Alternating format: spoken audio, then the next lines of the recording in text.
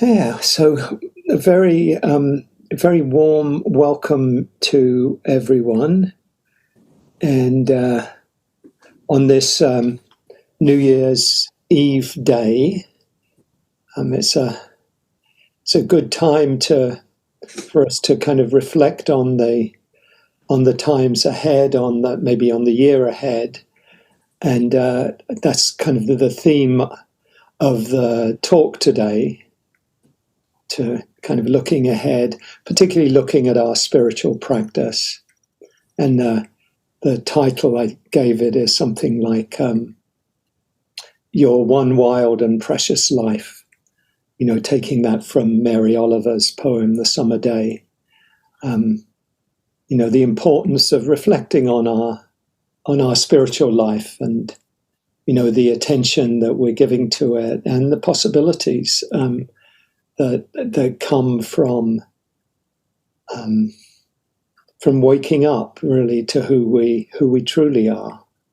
Not so much our stories of ourselves or our roles in the world, but who we really are and what that even means, who we really are. So great to see everyone,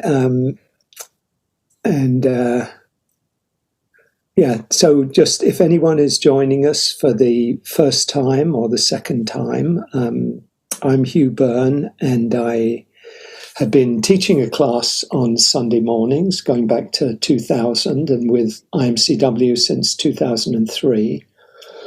And I typically teach now the first and third Sundays of the month. This one is the fifth Sunday, but it's a special one, but I'll be teaching next Sunday as well.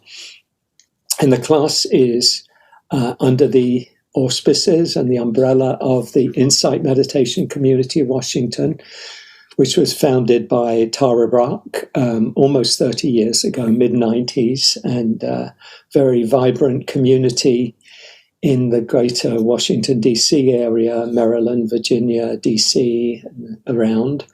And obviously since COVID particularly, and the movement online, many folks are joining us from many other places too. And that's a wonderful, element of our community and many other communities as well that we're able to be together, even if we're not in the same, in the same area or region, whatever. And we are looking forward to, and probably doing it in a gradual way, going back to doing more things in person, more classes in person. But I think for me, it would probably be just a once a month thing. And we'd also have a hybrid option. So, joining online as well. So it wouldn't be excluding anyone from out of the area. So anyway, so that's kind of a little bit about the class. About me, I live in Maryland, Silver Spring, and teach here in this area and other places. And I've just done my Insight Timer class from 9 to 10, and had a little bit of breakfast in between. And so I'm coming from that and feeling a lot of good energy because I was talking about the theme that we'll be talking about today there too. So a little bit about the class. It's very straightforward, the format. After the introductions, we begin with a meditation, maybe 20 minutes or so, guided meditation, and then have a talk, normally a half an hour or so, sometimes a little bit longer. And then Emily leads us in some very nice mindful movement. So it's always great to get into the body. This is what the Buddha called the fathom-long body, that's at the heart of suffering and the end of suffering. It all in this fathom-long body, he said. So that's great. And then we have a little bit of time for some sharing, normally maybe a few questions, and then we'll finish with some announcements, maybe just a very short closing meditation. And then we try to finish on time at 12 o'clock. And then those who would like to stay around, normally for half an hour or so, for that things have come up in the discussion, in the talk, etc., and an opportunity for sharing there. So we'll do that. Plan to do that today as well. So with that, again, very warm welcome to everyone. It's really great to be together, and particularly on this last day of 2023. A lot of people I've heard of saying, "Oh, it was such a terrible year," and there were some pretty bad things happening. I'm recognizing that, but I think some individual lives, people feeling I've spoken to, "Oh, it was a terrible year." I found it a wonderful year for me, but I'm grateful for that. But I had a little bit more of a difficult one in 2022, so coming out of that, kind of got overloaded with things, but this has been a very good one, and looking forward to 2024, which looks to be could be a roller coaster. I heard that maybe there's elections here next year. No, tongue in cheek, but a lot going on. So and a lot for us to bring our practice to our spiritual practice too, and that's really the theme for today. So we'll begin with a meditation, and the focus of this meditation is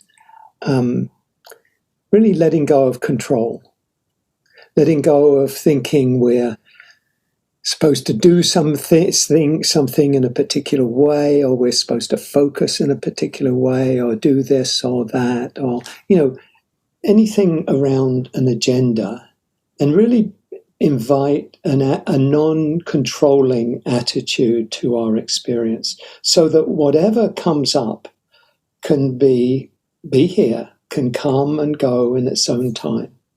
So what's key really, and I try and emphasize it a lot generally in my teaching and meditation, is just really allowing, this attitude of acceptance and kindness, and letting what's here be, giving space to what we're experiencing, because so often we're trying to control things. We're trying to I don't like this. I want to get away from this. I want to calm this down. I want to change this.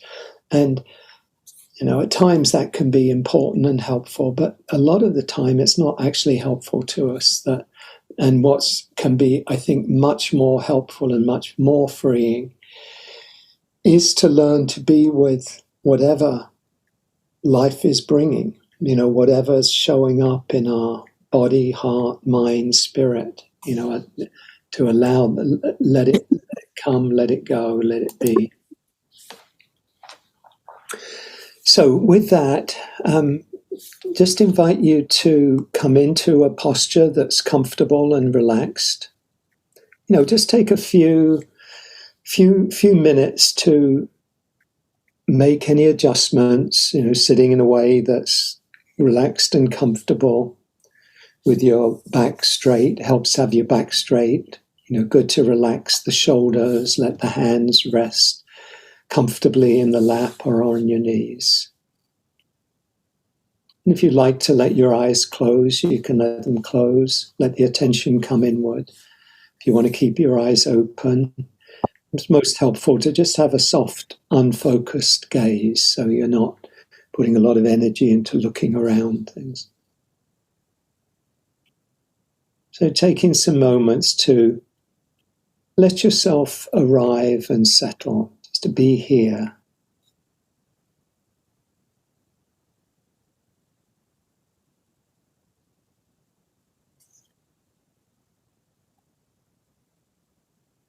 So you might take a few longer, deeper breaths, just as a way of kind of letting yourself settle and arrive.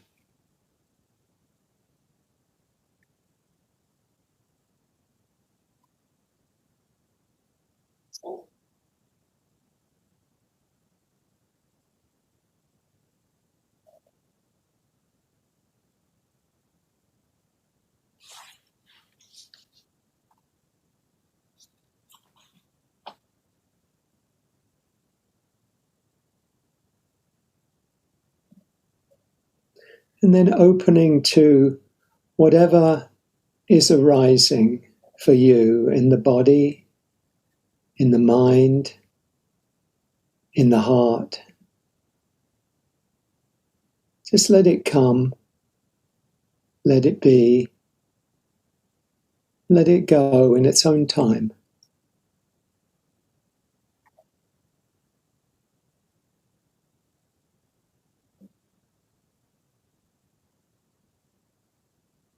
So inviting an attitude of not controlling, not trying to do anything, get anywhere.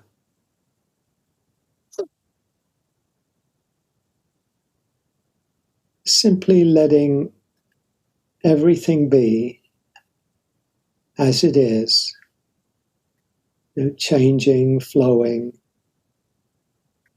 coming, going.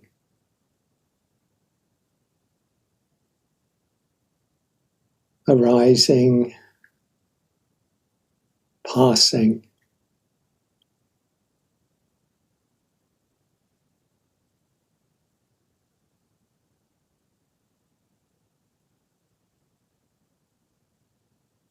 So whatever you notice in your body, just letting the sensations come, letting them be, letting them go.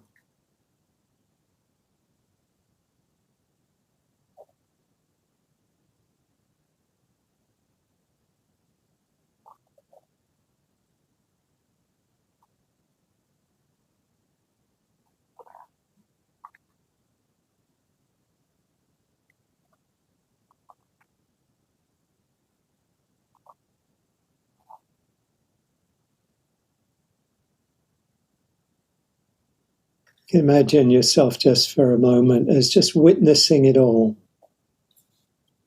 The bodily feelings, any emotion that might be present. Maybe there's some excitement, or there's some sadness. Just allow that to express itself, just the feelings to come, to go in their own time. Just making space for whatever is here.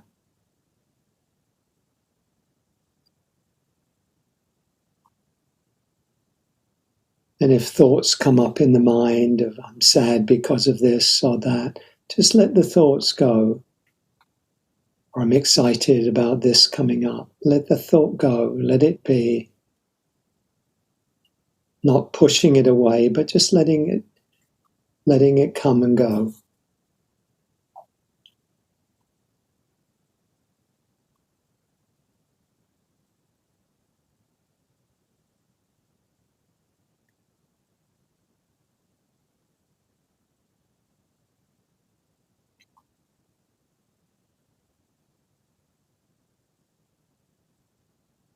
So we're not trying to control anything or resist anything or hold on to anything or change anything or judge anything.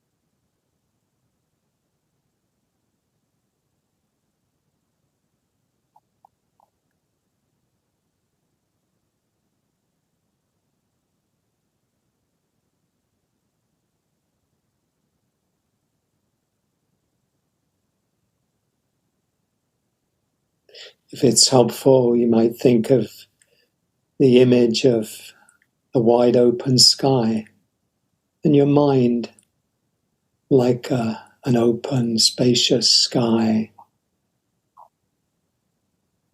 Everything can come and go, but the sky remains spacious, open, unaffected by what passes through it. In the same way, our mind, the awareness, can know the feelings, the sounds, the thoughts, the impulses. Know all of this, all of these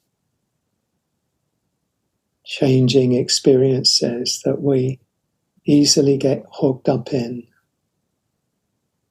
And just see them coming and going like clouds passing through the sky, or like birds flying through the sky.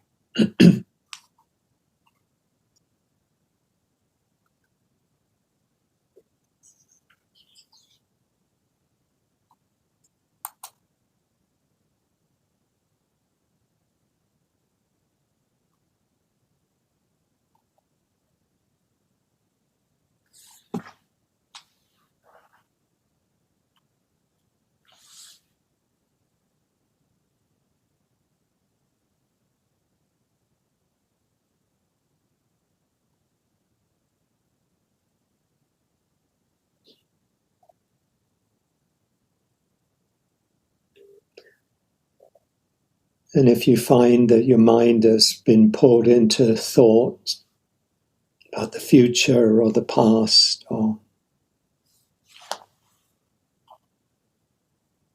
planning or memories or daydreams, just let the thought go and think of it as like a cloud passing. And rather than fueling the thought, which we often do by thinking more about whatever it is, we just choose to let it go, let it be, let it pass.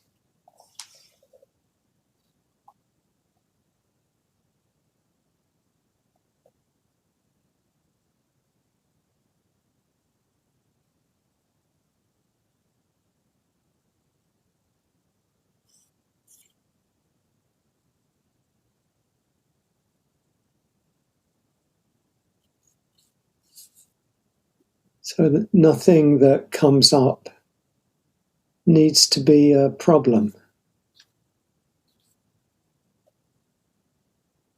All just coming and going.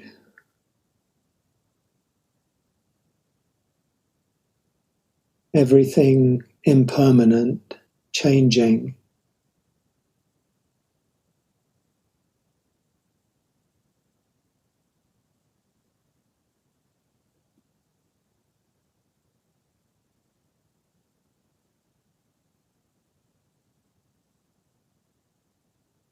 And not a problem if we don't get tangled in it.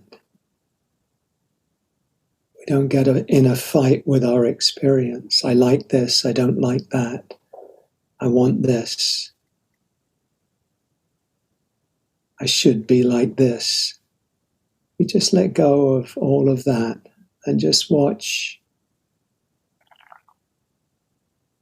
the coming and going of all of these experiences, all of these states and sensations, everything that comes from outside, the sounds, maybe sounds around you. Again, just coming and going.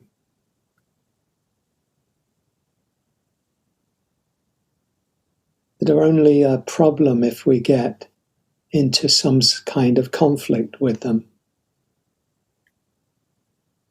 And sound of a dog barking,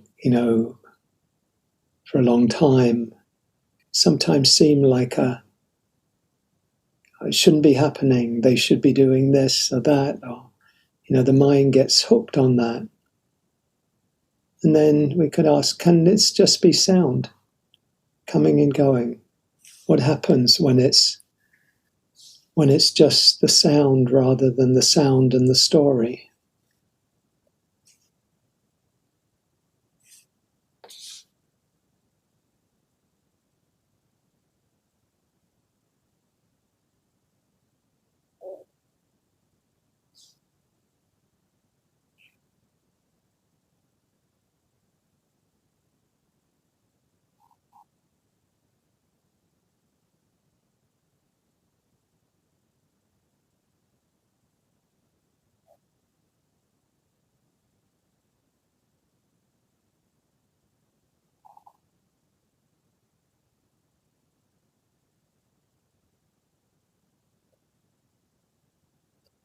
Just notice what happens when you bring a non-controlling attitude towards your experience and meet it in this non-judging, non-clinging way. Just letting everything be, letting it come and go.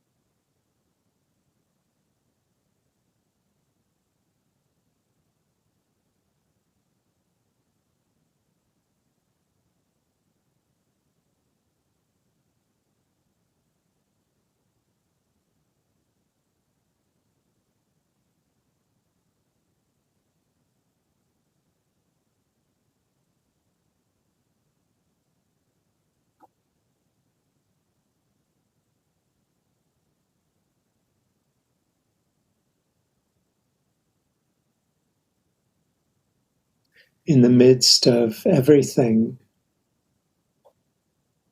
can this be a moment of peace, a moment of freedom?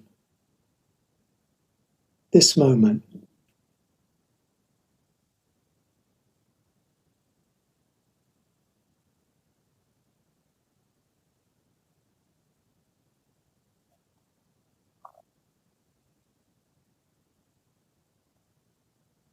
The mind often might respond, well, I could, but if it weren't for this aching back, or this tiredness or restlessness or whatever it is, and you can just come back and say, can I be at peace in the midst of this too?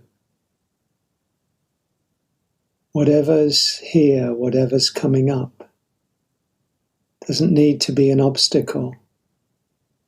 It can just be seen and known and experienced and come and go in its own time.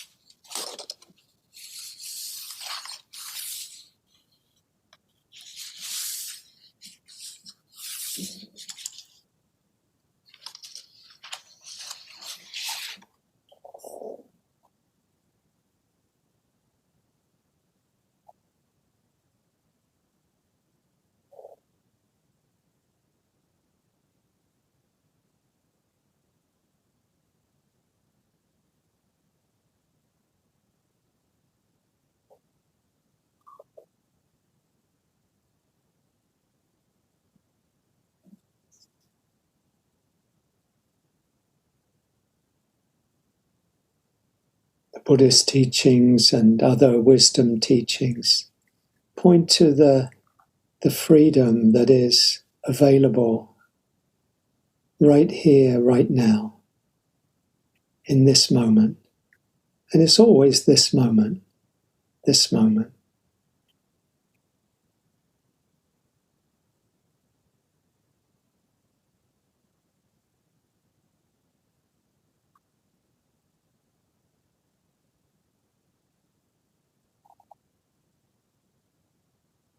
But so much of the time we're somewhere else, we're caught up in something, we're holding on to something or fighting with something.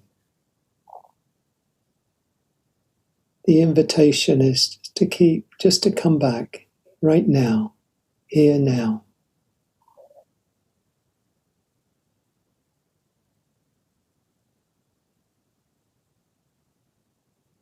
Thich Nhat Hanh spoke about keeping our appointment with life.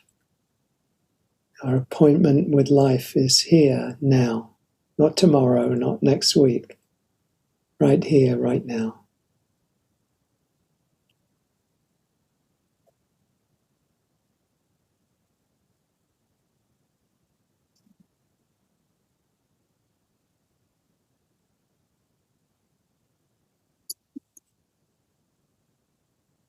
This potential for freedom. And Krishnamurti said we come to this infinite web of life with a thimble, so we go away thirsty. We come to this infinite web of life with a thimble, so we go away thirsty.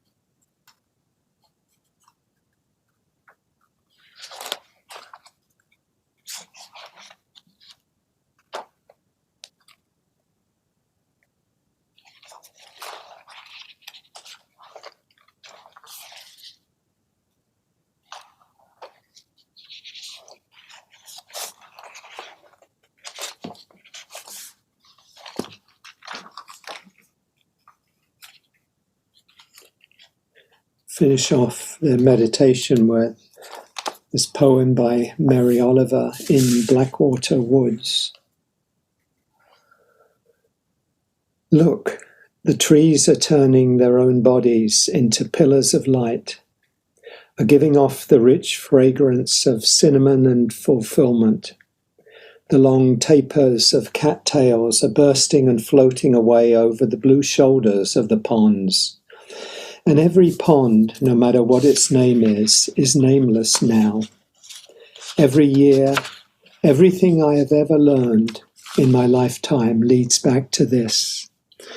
The fires and the black river of loss, whose other side is salvation, whose meaning none of us will ever know.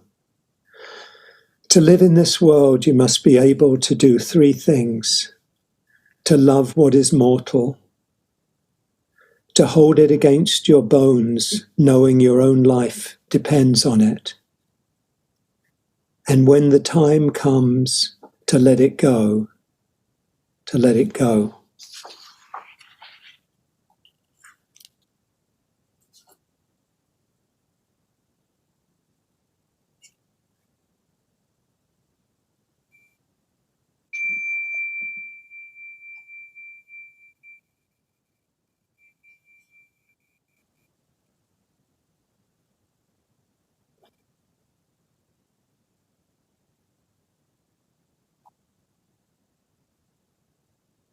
So take your time coming back into opening your eyes, coming back into the group. So welcome everyone, welcome those who joined us. Very nice to see you, Peter. Peter and Chin were part of the community before moving down to Florida. It's lovely to have you with us. And good to see you, Julie, and everyone who's joining us, Jerry and Jessica, Myra, Rhonda, Elaine. Welcome, everyone. Roger. It's very good to be together here on the last day of 2023 and moving towards 2024. They're all numbers, of course, but nonetheless, they reflect something, changing of seasons and all of that, and people who lived 2,000 years ago and all of that. So I want to talk today on the theme of another poem of Mary Oliver's.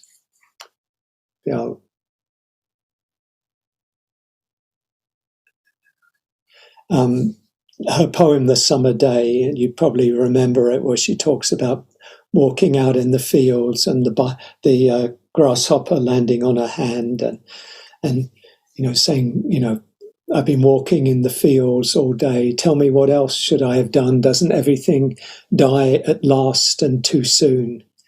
Tell me, what is it you plan to do with your one wild and precious life? And,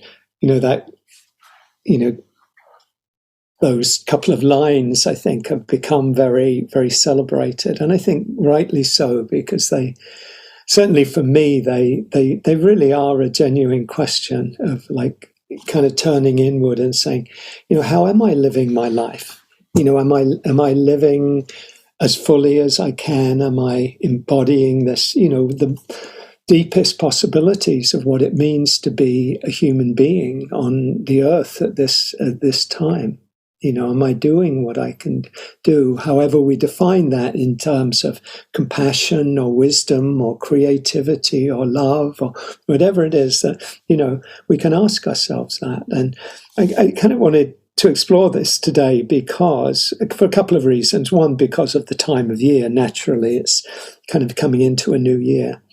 But also kind of reflecting, I'm feeling a certain urgency myself, what I might call spiritual urgency. And I don't think it's just to do with age. We get older, how much time do we have? I think it's much more to do with a sense of sometimes, it's kind of, it's really important to give. And I'll talk this kind of getting into the content of the talk today, but kind of of what,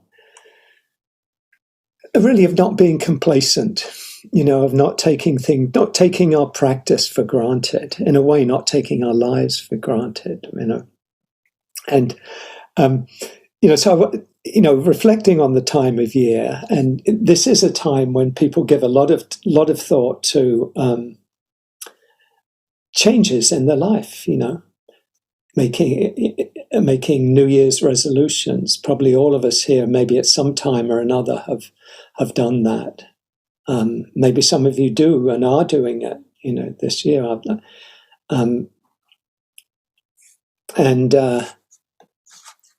I think it's really a good thing to any chance we have of reflecting on our lives and seeing where we could do things differently and making change and towards a more healthy or wiser, more compassionate, whatever it is, way of being and way of living. I think that's a good thing to do. The reality, though, of New Year's resolutions, as one study says that 80% of them have failed by February. 80% by February. Different numbers out there, but they're all in that region, That's not, I wouldn't back a horse, at that chance of success, Not that I back horses anymore, that's in the past. But and only 8% are still operative by the end of the year. Again, not really a good good track record, not a good success rate. There are lots of reasons for this, and I'm not going to be doing a talk on New Year's resolutions, the pros and cons, but just kind of in passing,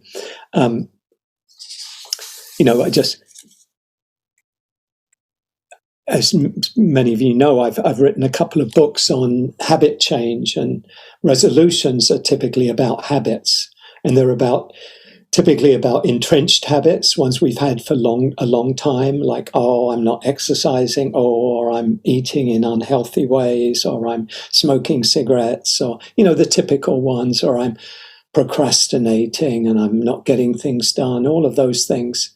They're habits of mine. Most of them have been going on most of our lives, So to think that we're going to make changes in those just by saying, I'm going to do this, at a particular time of year, doesn't tend to work that way, because there's a lot of science, talk about. But for one thing, it's two different parts of the brain that are operating, the kind of ancient reptilian brain that kind of pulls us back towards our old habit patterns, and our prefrontal cortex kind of push, saying, but this is a good thing to do.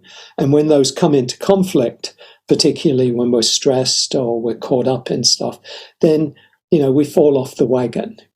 That's kind of a 30 seconds version of why a lot of habits change, so if you are making a resolution, New Year's resolution, my advice is give real attention to it, plan, reflect on it, think about the conditions that are supportive and the things that are working against it. Think about what you might do when the going gets tough. If you're giving up, if you were to give up smoking, you find yourself in a really stressful situation, or give up drinking or something like that. How would I address that if it came up? Also, practice compassion. I think that's really essential. So nothing against New Year's resolutions, but just if you do, my advice is that you give really serious thought to them. Otherwise, they just become a source of disappointment. But what I want to really focus on today are intentions. I think intentions are quite different from resolutions, or the different kind of resolution, that, if you like, different kind of aspiration, if you like. And I want to focus today on aspirations or intentions for our spiritual practice, how for our meditation, for our practice, for our, not just formal meditation, but really how we're living our lives, how we're embodying our spiritual life within our life. Hopefully our life is our spiritual life, or our spiritual life is our life. Not always the case, but that, ideally that is what we'd want it to be, I think.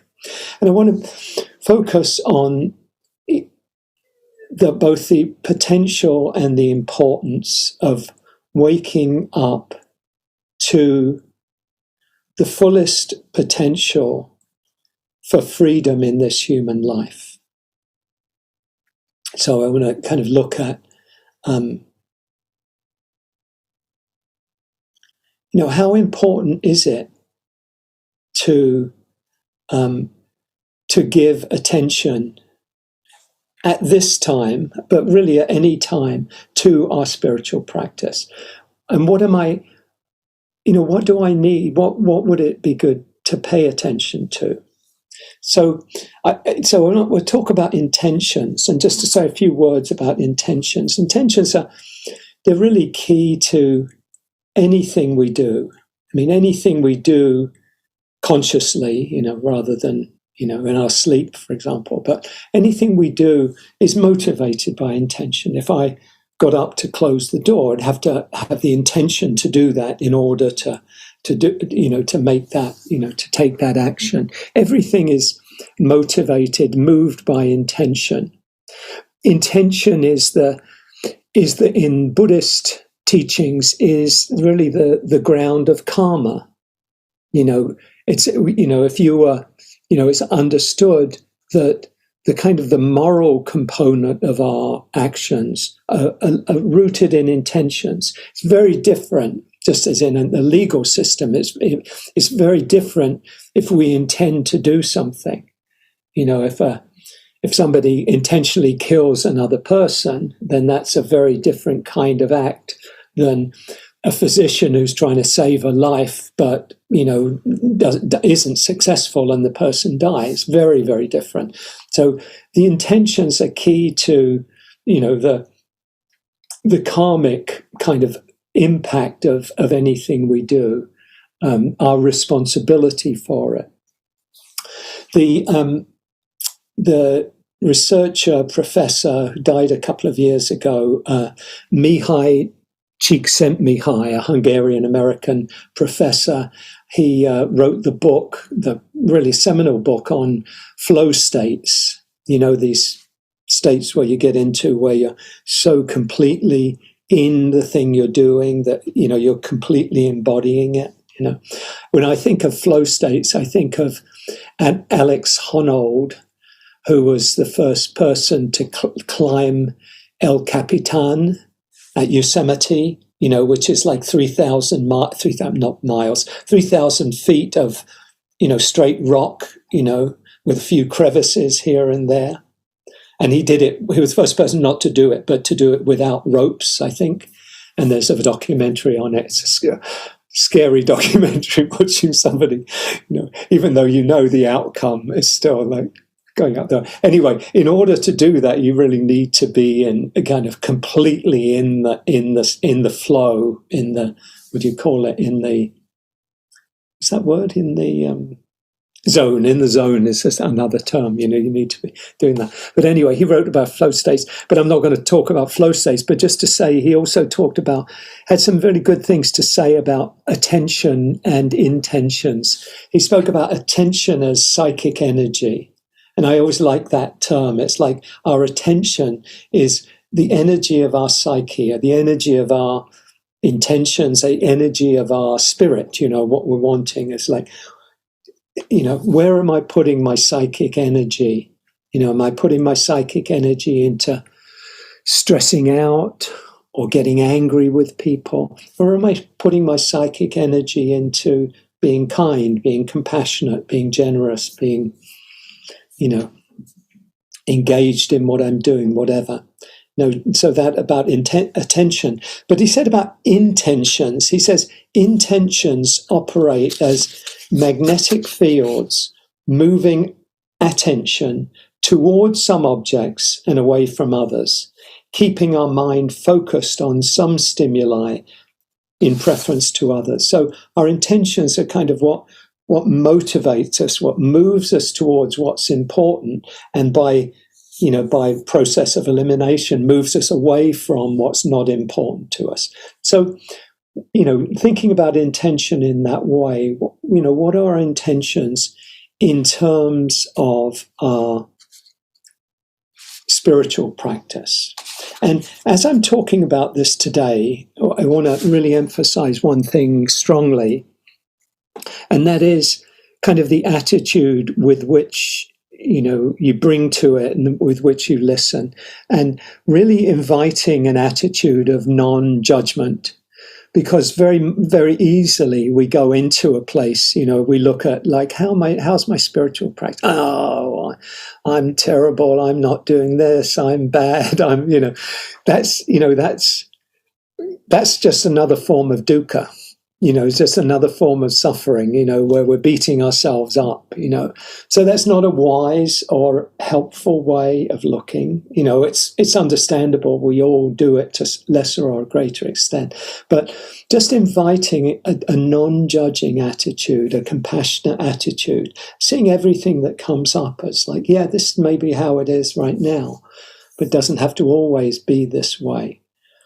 Very, very different than kind of saying, oh, I should be doing this, I shouldn't be doing this, I'm not good enough, all of that. So inviting all of this from a standpoint of non-judgment. And the question, really, underlying question is, can you envision giving real attention to your spiritual life, your spiritual practice, your spiritual journey, in this moment and in the time ahead, as we move into the new year, towards the new year. And if I think about my spiritual practice, my meditation practice, my mindfulness practice, what I do, whether it's loving kindness or equanimity or whatever, if I look at that and also look at the extent and the energy with which I bring my practice, my qualities I want to cultivate into the world. I would say about myself that at least a good deal of the time, there's a fair amount of complacency. There's a fair amount of like, I don't want to say phoning it in, but I think that's a little bit further than that. But it can be a certain way in which we might meditate every day and yet still feel that like, oh, I'm doing okay because I'm meditating every day. Yeah, and I'm trying to be kind of pretty kind and, not nasty or bitchy or, angry or whatever towards others. I'm kind to my family. I try and do that as best I can. You might think, and thinking about meditation practice, we can think, well, I'm doing my practice. I'm sitting on the cushion for 15 minutes or half an hour or whatever it is each day, or as often as I can.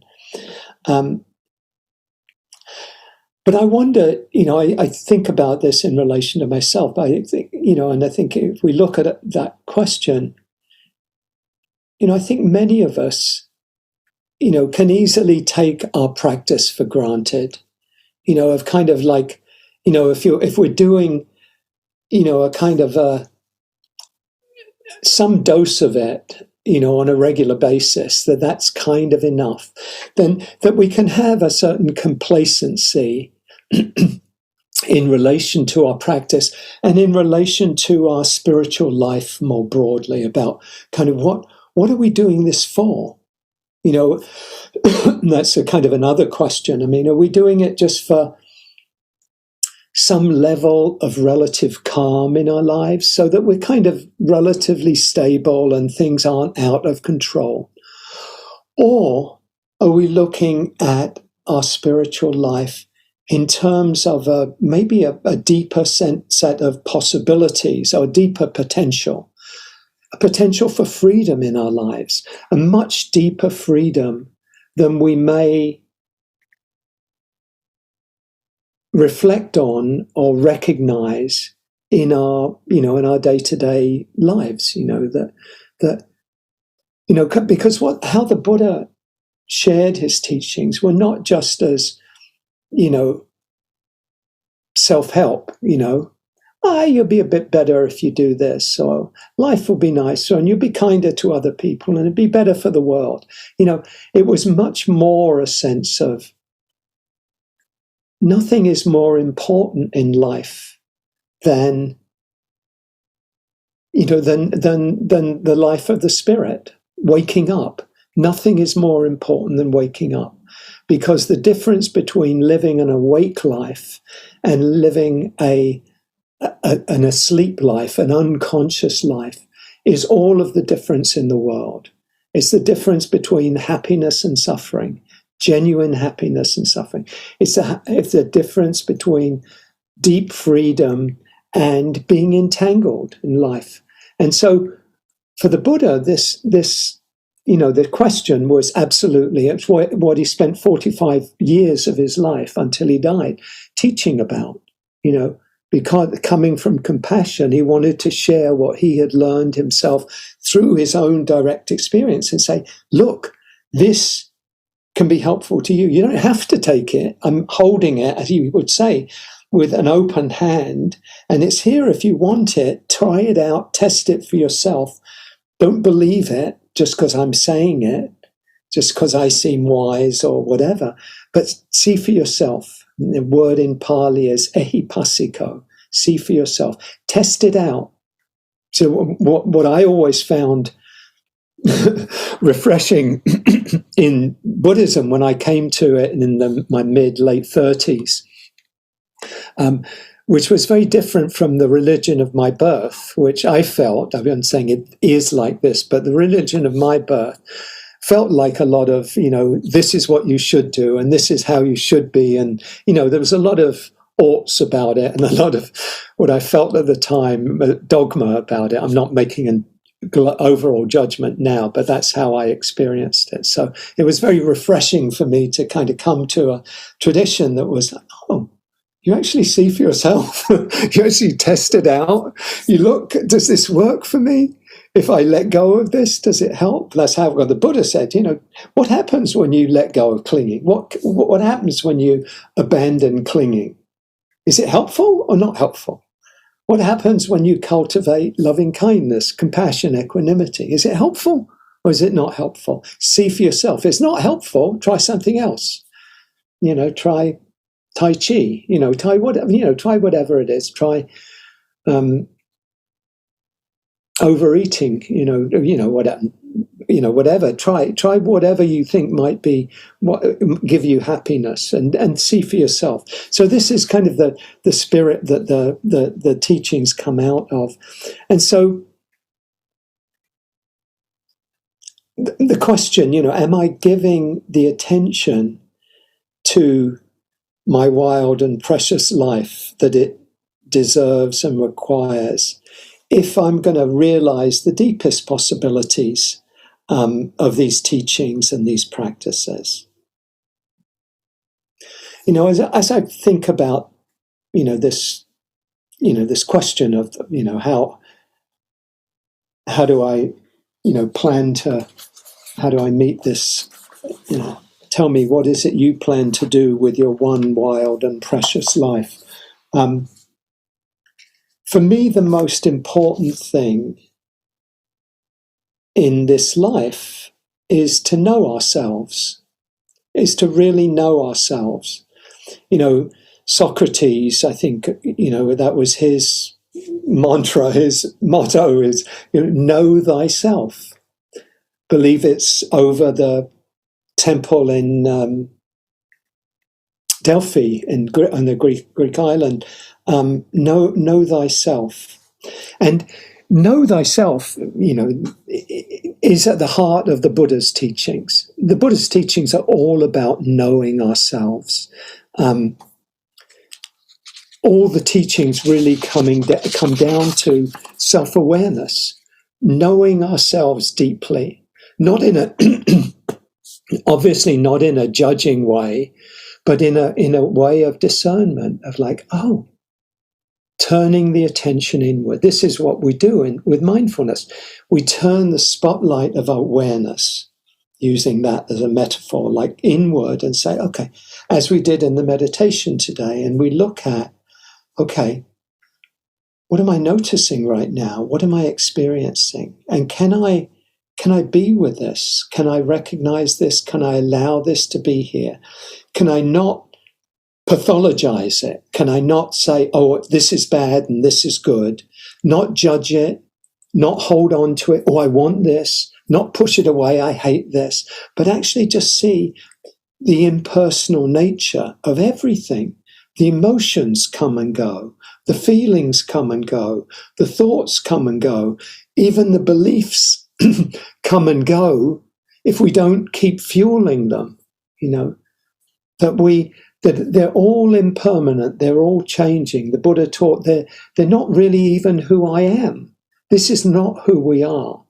We think it is who we are. We think, oh, I'm my beliefs.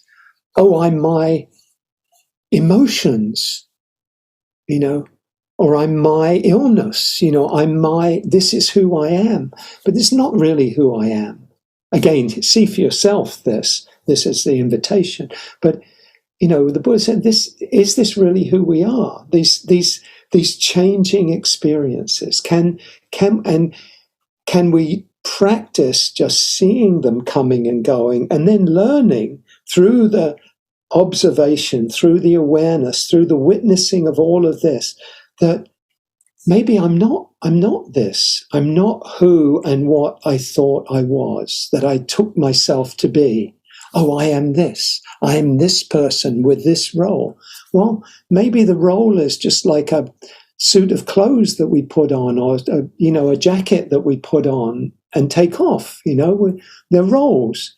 The role of a teacher. If you take that seriously, you kind of think, oh, I'm something.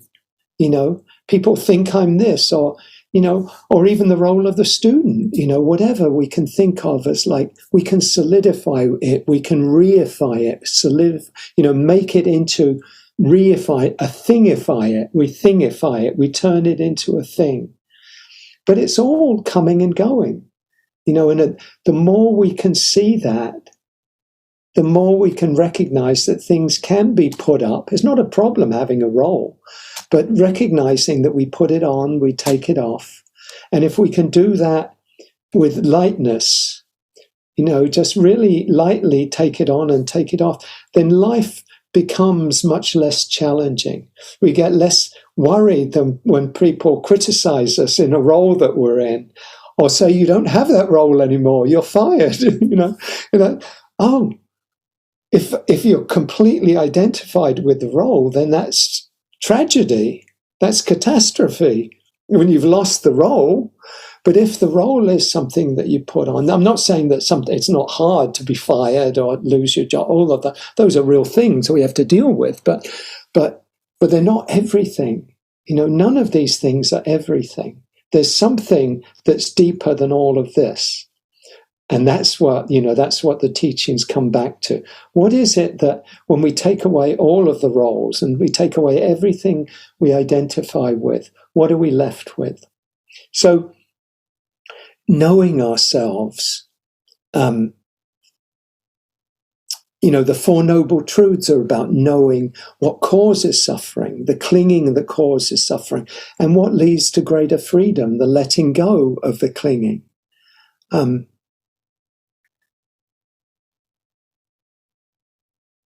Mindfulness is a way to get at the questions I was kind of speaking about, like, who am I? What am I? What am I beneath all of this stuff that we normally take so seriously and take as who I am? Who am I? What am I underneath all of this? What is it that I am? What is the purpose of this life? If I ask that question to you, I mean, what do you see the purpose of this wild and precious life being? What is the meaning? What is the purpose of this life? Probably we come to a lot of different answers to that question. And if you want to share in the chat, what is it for you? When I think about that, I think the purpose for me is really to wake up to the deepest potential of who and what I can be, who and what we can be in this life. That I don't know that there's any, if I use a 25-cent word, eschatological purpose, any kind of longer term, outside of everything purpose. I don't subscribe to to do God's will and go to heaven afterwards. That's not my my bag, as we used to say. But but for me, it's to really embody the fullest potential of who I am as a human being. You might say to live a beautiful life. What would it be to live a beautiful life? Not a wealthy life, not a famous life, but a beautiful life. We can think of people who've lived beautiful lives. Some of them are spiritual people, some of them are not so spiritual in the spiritually kind of sense. We think of Dr. Martin Luther King, we think of Mother Teresa, we think of we think of the Buddha or Jesus or, all of these wonderful, great figures, but also ordinary people who've lived beautiful lives. I really connected, as some of you know, with a teacher, mainly through listening to his talks. I met him a couple of times in the UK, Rob Berbea, and he has I think 477 talks on dharmaseed.org, which if you're going to listen to them, I suggest you do them in chronological order, beginning in about 2006, because he's a very original and unique kind of teacher. He died about 3 years ago, actually, and early COVID, not of COVID. He had cancer. But anyway, I think of his life, he was, obviously in great pain and difficulty dealing with, I think, pancreatic cancer, and yet he would, every chance he had, he would do a Dharma talk, whether it was at the retreat center he was teaching. He couldn't do it all the time, but ultimately at home recording his talks, right till almost the day or the week that he died, doing this. I think, what a beautiful life, what a beautiful expression of a human life to really give in that kind of way, with that. And many other people. We think of people who are very unsung people, people who are working in shelters and, volunteering in different ways, and, just the million acts of kindness that we often lose amidst the crises and all the, the hard and difficult things that are happening in our world that are going on every day, and the great kindnesses, and thinking, and so that's kind of where I'm getting at in terms of this question of like our spiritual practice. What are we giving? What are we giving attention to? What are we, are we giving the urgency, if you like, to our practice that perhaps it deserves, that it merits that attention? Again, holding it in a skillful way. And I've been feeling this sense of urgency, I think, over the past year, kind of, and even more so, I think, in recent months, a sense of the depths of the possibilities of freedom in this life, and that it doesn't just come from, sitting down to meditate for 30 minutes every day, or for however long it might be every day. That's a great thing to do. And it's a wonderful, I think all of us who have a regular spiritual practice recognize what value it has in our lives. And so I'm not in any way wanting to under emphasize the importance of that, but to actually emphasize that there's also more, again, holding more in a skillful way, because in a way that's not even the best way of putting it. But this sense of urgency in Zen, they speak of practicing as though your hair were on fire. As though your hair were on fire. It's a great image, like. Again, it has to be held in a skillful way, because otherwise it can be like, I've got to get there, I've got to do it. It can bring a lot of clinging to it. But if it's held in a wise way, it conveys that sense of urgency. This this this life is fleeting. We don't have a lot of time. We often think we have more time than we have. We could probably all think of stories of people who thought they had time. Maybe loved ones who thought they had time, but they didn't. And maybe that will be our story as well, that we thought we had time. We had thought we had time to take care of our spiritual practice. And ultimately, the time is always now, isn't it? It's only ever now. Everything is always now. But the mind can kind of say, oh, I can do that tomorrow. I can do that next week. I can do that next year. Good luck with that one. It's because we may not have time. And again, I'm saying this in a way, inviting us to hold it in a skillful way, not to kind of put it like drop everything now and go to a monastery or a nunnery or whatever. That we all have our paths, and there are different ways and forms in which we wake up. But I've always loved this from the Diamond Sutra. This fleeting world. Thus shall you think of all this fleeting world: a star at dawn, a bubble in a stream, a flash of lightning in a summer cloud, a flickering lamp, a phantom and a dream. So you think of just how evanescent, how fleeting this life is: a bubble in a stream, a flash of lightning in a summer cloud, a flickering lamp, a phantom and a dream. So thinking about that, and I'm conscious of time, so I'm kind of moving towards concluding on this. But I've been thinking a lot, and for me, in teaching a lot, both in my practice and the teaching, focusing a lot on the central teachings of the Buddha, which are about awakening, the Four Noble Truths and the foundations of mindfulness. That point us towards this freedom. That's possible for each one of us, not just for some, not just for a few, but for every one of us. We all have this capacity. We all have this spark. We all have this potential. We all have what the Quakers call that of God within us, however you want to hold that. We have this potential, each one of us, however we've lived our lives up till now. And for me, the Buddha's teachings, I'm pretty certain in this lifetime, will always be kind of the bedrock for me. The Four Noble Truths, the foundations of mindfulness, the heart practices, the other core teachings of the Buddha.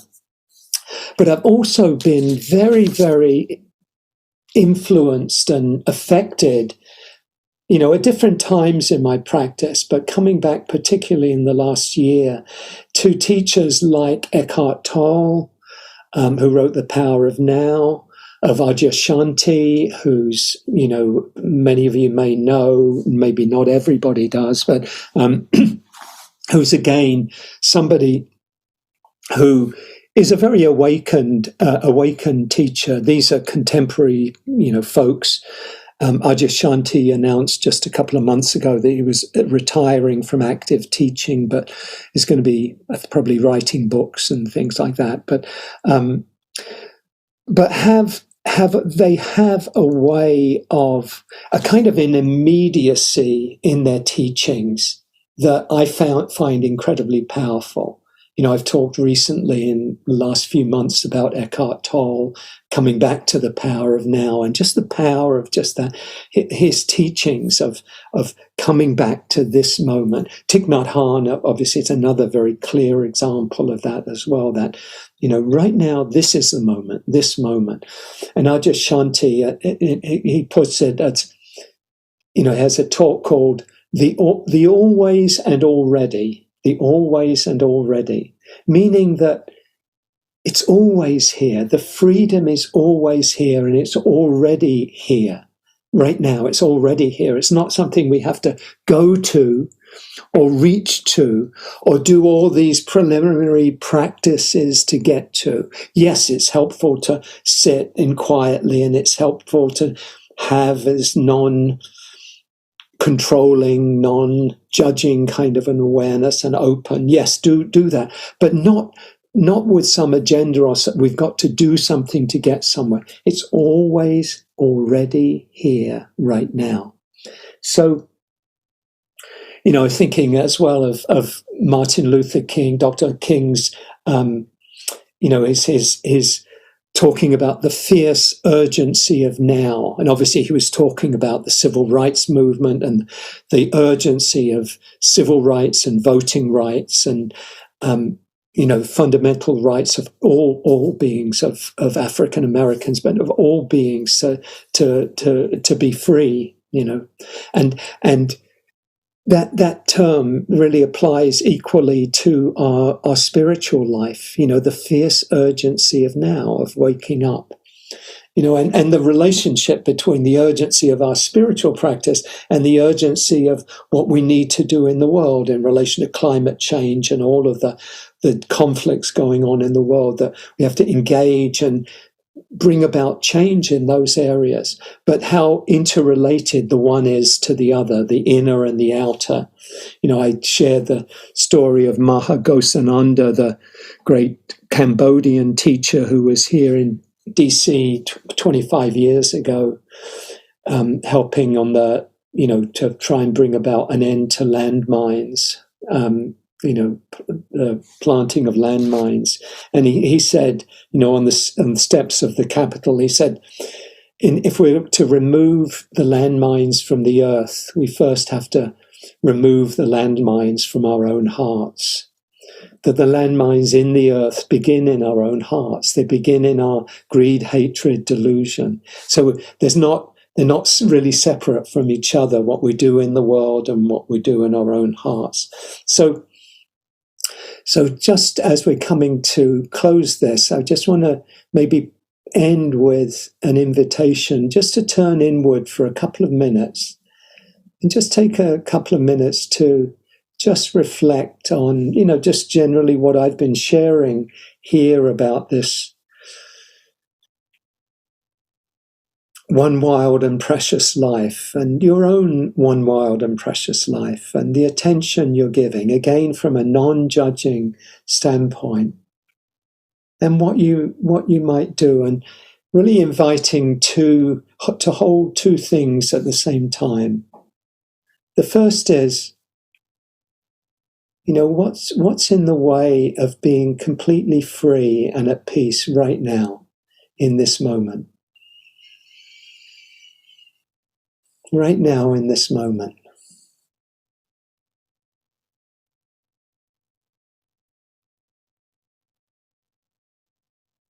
And that this moment is the moment, always the moment of freedom, where freedom is possible. Right now, with whatever's coming up, whatever's here. This moment.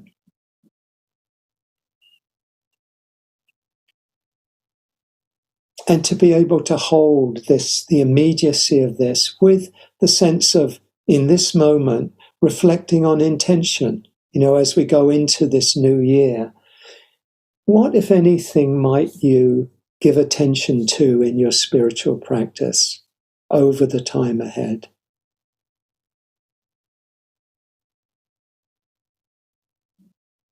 What might you focus on? It might be just this coming back, remembering the now, here now, this moment without judgment, the freedom that's here now. It might be just to begin a meditation practice if you don't have one, create the conditions for that.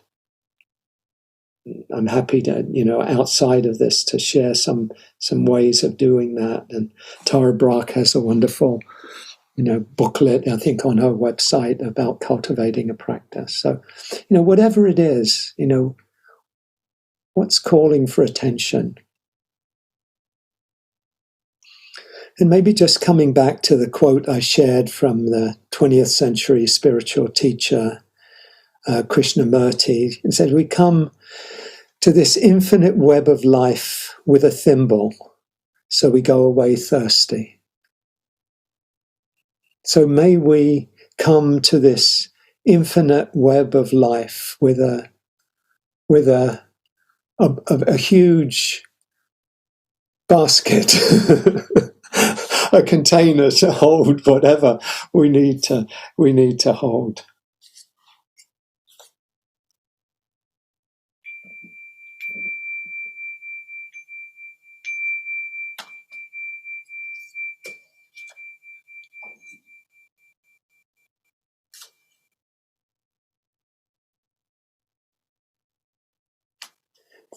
Thank you for your kind attention, and hope that was something there that was helpful to you. And please, in the remaining minutes, if you'd like to share anything in the chat, going to hand it over to Emily now. Thank you, Emily, for some lovely movement.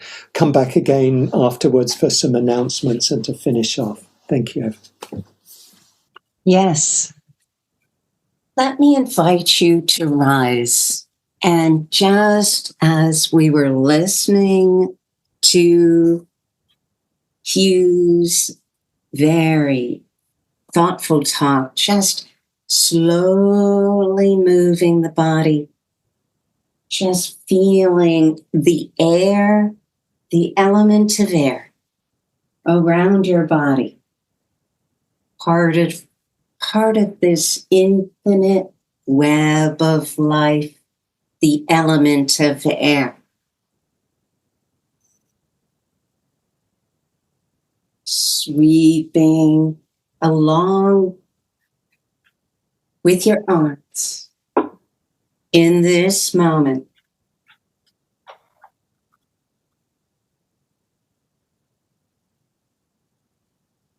And then open up wide, embracing the world, lifting up your arms. Exhale with a sigh to soften. And now holding the elbows up, dropping your arms down. Inhale, rise. Exhale, dropping your arms down. Inhale, rising up. Extend your arms out. Take a look at your left palm. And on an inhale, switch to turn your right palm up. And back to the left. Back to the right. Last time to the left, to the right. Float your arms down, roll your shoulders together, finding what is here in the body in this moment. Rolling them the other way.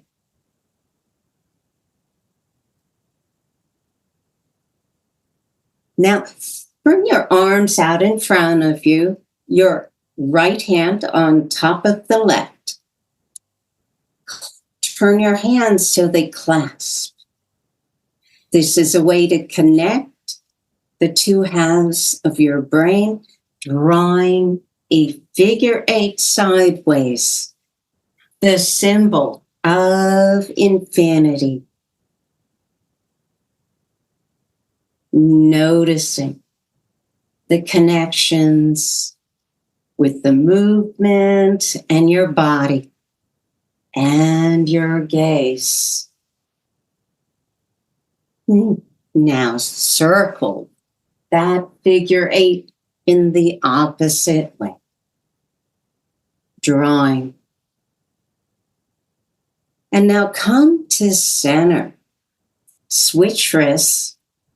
Clasp your hands here. And draw infinity, that figure 8. Again, engaging both sides of the brain.